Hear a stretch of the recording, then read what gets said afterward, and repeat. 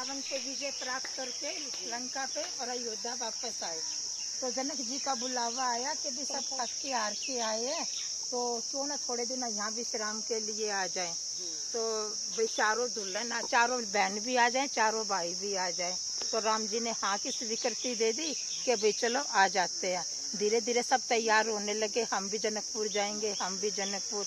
तो हनुमान जी का भी नंबर आ गया जनकपुर जाने का। तो सभी बंदर कहते हम भी चलेंगे। हनुमान जी बोले नहीं जाओगे, कहते नहीं नहीं हम भी जाएंगे।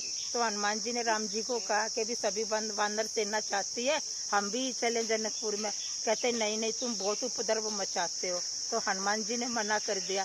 कहते मारने के लिए तो लंका में ले गए, अब मिठाई खाने के लिए खुद अकेले जा रहे हैं, हम भी चलेंगे। तो फिर जामुन जी से पूछा, जामुन जी बोले श्री राम जी प्रभु मैं इनको समझाता हूँ, देखता हूँ कैसे चलने लायक होते हैं। तो सारी वानर सेना इकट्ठी की और जामुन जी कहने लगे सुनो जो मैं कहूँगा वही करोगे। तो वानर सेना कहने लगी ठीक है। बोले मैं ऊपर हाथ करूँ तो तुम ऊपर करोगे, मैं बैठूँ तो तुम बैठोगे, मैं चलूँ तो तुम चलोगे। बिल्कुल ऐसे सिखा दिया जैसे इस पे 26 जनवरी की परेड में सबको सेना को तैयार करते हैं। तो जामवत जी कहते हैं प्रभु सारी वानर सेना समझदार है, बिल्कुल उपद्रव नहीं मचाएगी, ले चलो इनको। तो राम जी ने आज्ञा दे दी, सभी चल पड़े और ऐसे चल रहे जैसे लेफ्ट राइट, जैसे जामवत जी आगे आगे, पीछे सारी वानर सेना चल पड़ी।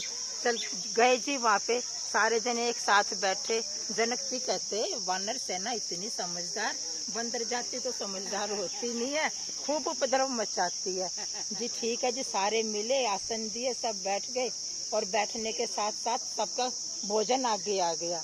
सबने पानी लिया और ऐसे थाली पे हाथ फेरा। सारी वानर सेना ने भी ऐसे ही किया। अब जो है उसमें खूब सारे भोजन पदार्थ थे, खाने में आम भी थे। जामवत जी ने आम उठाया, सारी वानर सेना ने भी आम उठाया और जामवत जी ऐसे ऐसे दबाने लगे, वानर सेना भी दबाने लगी।